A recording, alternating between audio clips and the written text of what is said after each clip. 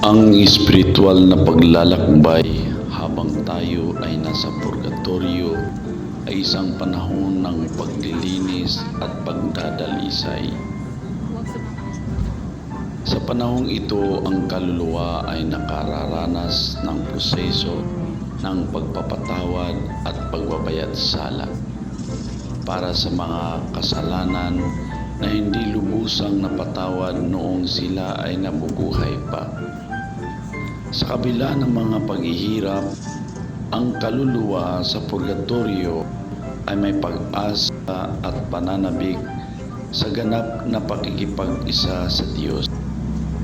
Ang pagdurusa nila ay puno ng pag-ibig at pagtitiis sapagkat alam nilang sa dulo ng kanilang paglalakbay, sila ay makapiling ng Diyos sa walang hanggang kaligayahan.